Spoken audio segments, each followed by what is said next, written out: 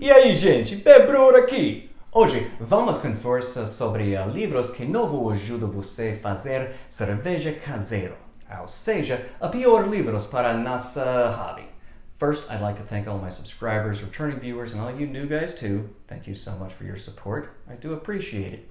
Now, this is my opinion. I am going to try and get it all in one take, so I do apologize if I stutter a little bit, and I might get profane, so those are a couple of disclaimers. It is my opinion, so it should be used for entertainment value only. Now, do feel free to comment down below your thoughts on what books deserve or don't deserve to be in this list, and I'd like to hear from you as well. Now, our first book is the Brewmeister's Bible. Now, if you're going to use the word Bible in your title, Herr Schneider, you need to be entertaining. The Bible was called the greatest story ever told, and it is highly entertaining in spots. This book is not. It is basically a complete retelling of The New Complete Joy of Homebrewing from 1994, this book from 1997, sanitized with every entertainment, every humor, all of the personality, basically everything that made The New Complete Joy of Homebrewing great by Charlie Papazian. Now, speaking of great granddaddy homebrew, he comes up next with the Homebrewer's Companion. Now, I know, don't slight great granddaddy homebrew.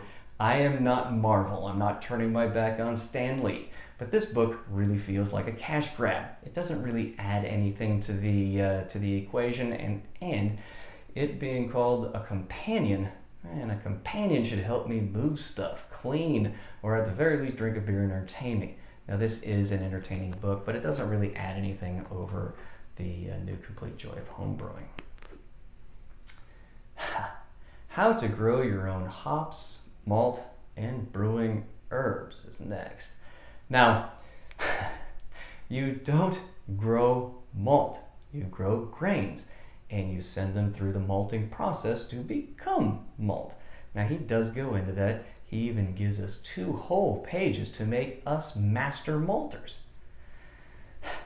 So, I'm not sure what process you're going to end up with. I'm not sure what you're going to have at the end of that, but I do know that it takes some people many years to become experts at malting. Now, the hops. What I discovered about hops is I can't grow them. Hops require about 40 days of 40 degrees Fahrenheit, about 6 degrees Celsius or less, in order to really shine. So pretty much anything south of Missouri all the way down to the southernmost border of Brazil north is not going to be able to grow hops. Argentina may not joga futebol muito bem, but they can grow hops there. Speaking of Argentina, they also have some pretty good wine. What is missing from this book? Grapes. Brewing wine at home is part of the home brewing hobby. I don't understand why it's not in here. And I also don't understand why corn made it in. Corn is not a hop, a grain, or an herb. And really, nobody has any reason to be growing corn in their house anyway. 40% of the crops grown last year, went to make ethanol. And the crops receive a subsidy, or rather corn receives a subsidy of almost $5 billion. So they are producing so much we can't even eat it. 40% again went to make ethanol.